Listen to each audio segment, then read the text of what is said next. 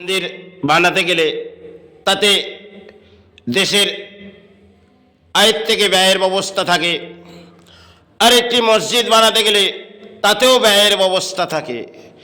কিন্তু তাতে দেশের নেতারা উন্মাদ হয়ে পড়ে, কারণ যদি কোনো কর্মস্থান করা যায় তাতে দেশের প্রাণী সাহারা আসবে। এটাই তো খেত এই দেশে ঘটছে, মন্দির আর মসজিদ, তাতেই জনগণ ঢল নামিয়ে ফেলছে। খেত হয়তো ধর্মের নামে কেউ জায়গা করছে, এটাই তো কিন্তু তাতে পরিচালনা একটা সময় তারা আজকে আসবে, পরিচালনা আপনাকে দেখিয়ে যাবে, কাল এই পরিচালনা ভেঙে পড়বে। তাহলে যদি একটি শিক্ষা এই সমাজকে দেয়া যায়, কিন্তু এই সমাজ যে ভেঙে পড়েছে, কারণ মন্দির আর মসজিদের নামে একটি লড়াই ভারতবর্ষের মাটিতে চলছে। এটা ধর্মের নামে হিংসা বৃদ্ধি চলছে, কারণ এইভাবে ধর্ম হয় না। আজকে দেখবেন একটা বাবরি মসজিদ, একটা রাম মন্দির, এ নিয়ে পুরনো ইতিহাস যেন সৃষ্টি হয়েছিল। হয়তো কোনো মন্দির গড়া হলো, হয়তো সেই মন্দির রক্ষণাবেক্ষণ আজ হয়তো হচ্ছে, কাল এই মন্দির কে রক্ষা করবে? কিন্তু যদি কোনো কর্মস্থান করা যায় তাহলে দেশের প্রাণী সাহারা পাবে। কিন্তু সে নেতারা তারা তো অট্টালিকার মাঝে বসে আছে ইয়াসিতে, আর দেশের জনগণ তারা পথে পথে ঘুরে বেড়াচ্ছে। এটাই তো ঘটছে, কারণ যখন তুমি কোনো কর্মস্থান পাওনি তখন তুমি পথের দ্বার ঘোরো। তুমি শিক্ষা অর্জন করেছো, চাও পথে একটি দোকান খুলে বসো, তোমার শিক্ষা পথেই আছে। এটাই দেশের নেতারা ব্যাখ্যা দিচ্ছেন। তাহলে এই পরিস্থিতিতে বাংলা হয়তো তলানিতে চলে গেছে, আর ভারত এ তো মনে হয় অতি দুর্ভাগ্য সমাজ এসে গেছে। কারণ মন্দিরটি সেটিও ব্যবসা, হয়তো সেই ব্যবসার মাঝে হয়তো কিছু সেই ব্যবসার মাঝে নেতাও সাহারা পাবে। কারণ অধিক অর্থ একটি মন্দির করলে সেখানে আসে, কিন্তু সে অর্থ কোথায় যায়? কারণ দেখবেন একটি জগন্নাথ মন্দির, সেটাও হয়তো গড়া হলো, কারণ এটা তিনি জগন্নাথ বাবার লোকস্থ হয়েছে। আজ হয়তো একটি জগন্নাথ মন্দির তিনি গড়লেন বাংলার মাঝে, তাতে আয় বৃদ্ধি দেখাচ্ছেন, দেখো এত লক্ষ টাকা বাবার আয় বৃদ্ধি।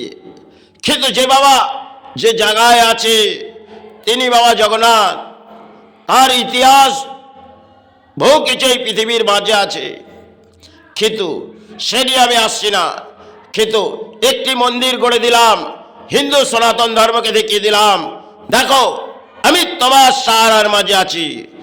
আর কিছু ঘোমটা টেনে আমি একটি দোয়া পড়ে দিলাম, দেখো তোমার আমি সাহারার মাঝে আছি। এটাই তো বাংলায়। তাহলে এরাই রাজনীতির বীর, এরাই সাহারার মাঝে আছে, সমাজ এদের গ্রহণ করবে। এটাই তো বাংলা, এটাই তো ভারতবর্ষের মাঝে ঘটছে। কারণ কর্মস্থান অচল হয়ে পড়ছে, তাতে তাদের কিছু যায় আসে না। যত দেশ অচল হয়ে পড়বে, জনগণ আমার পক্ষে ঢল নামবে। কারণ আজকে যে শিক্ষা সমাজে চলছে, একটি রাজনীতির শিক্ষা, আর একটি যেন কবচ তারা ধারণ করাচ্ছে। কারণ সে শিক্ষা দিচ্ছেন, আমার ঢল নাবো, আমার সাহারার মাঝে আসো, তোমাদের জীবনের সাহারা এসে যাবে। অতি দুর্ভাগ্য বাংলার মানুষের, আর অতি দুর্ভাগ্য হয়তো দেশের। কারণ পরিস্থিতিটা আজ কোথায় এসেছে? কারণ স্বাধীনতা সংগ্রাম এই দেশের মাঝেই চলেছিল। কারণ এই স্বাধীনতা যে করে গেলেন ভারতবর্ষের মাটিতে, তিনি সুভাষচন্দ্র বোস এই বাংলার মাঝ থেকে এসেছিলেন। আজকে সে তো বাংলা তলানিতে চলে গেছে, আর না সুভাষ ফিরে আসবে।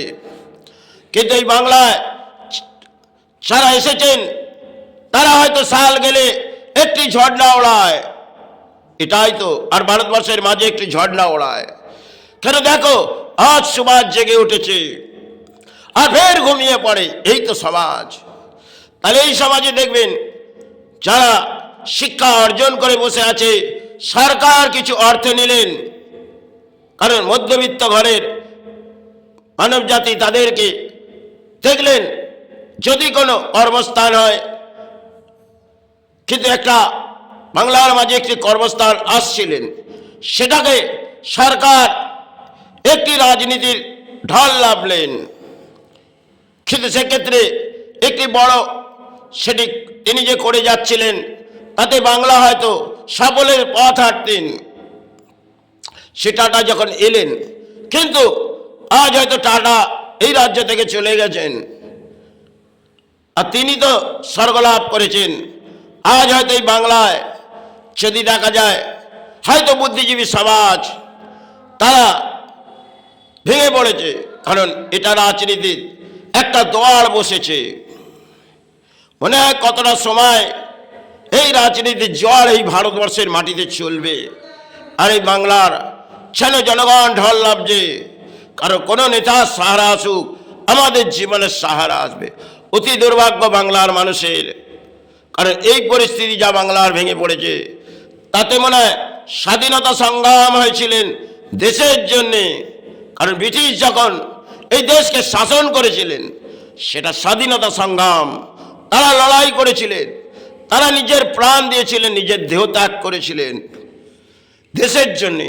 আজকে আসছে এই নেতারা দেশকে লুটতে। এটাই তো দেশ, এটাই তো মহান ভারত।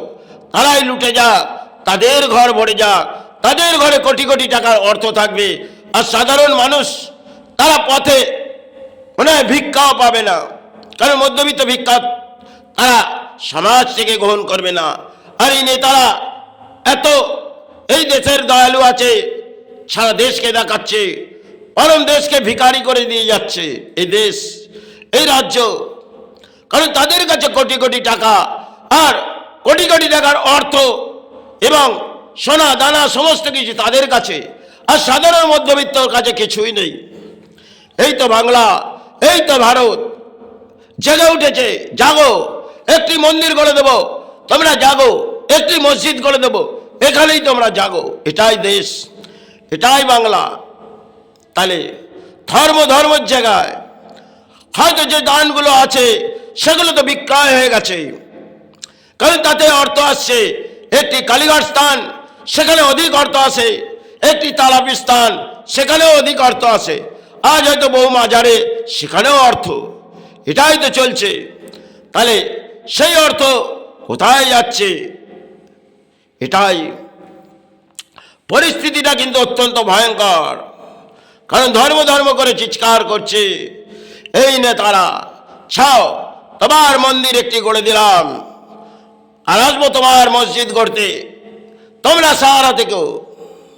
এটাই ঘটবে। পরিস্থিতি দেশের দুর্ভাগ্য নেমে পড়েছে। কারণ যদি সৎ কর্ম নিয়ে এই দেশে আসা যায়, আর অসৎ কর্মকে রোকা অত্যন্ত কঠিন। যাই হোক, এই দেশে যা ঘটছে, সাধারণ মানুষের দুর্ভোগ নামছে, নেমে পড়েছে। বহু সময় নেমেছে, হয়তো যতটা সময় গড়িয়ে যাবে ততটাই দারিদ্রতার মাঝে বাংলা এসে যাবে। আর এই দেশ কোথায় নেমে আসছে? কারণ সুভাষ ফিরে আসবে না। আর লড়াই যে সময় করেছিলেন, সে সময় স্বাধীনতা সংগ্রাম করেছিলেন, চোখের জলও ভেসে গেল, তারা করে গেল। আজ তো নেতাদের খুশির ঢল, আমি যখনই রাজনীতিতে আসবো আমার জনজোয়ার ভাসবে, জনগণ আমার হবে। আরে তারা দেশের জন্য প্রাণ দিয়েছিলেন, এই দেশকে রক্ষা করার জন্য, আর এরা আসছে দেশ লুটতে। এটাই তো বাংলা গ্রহণ করবে, এটাই ভারত গ্রহণ করবে।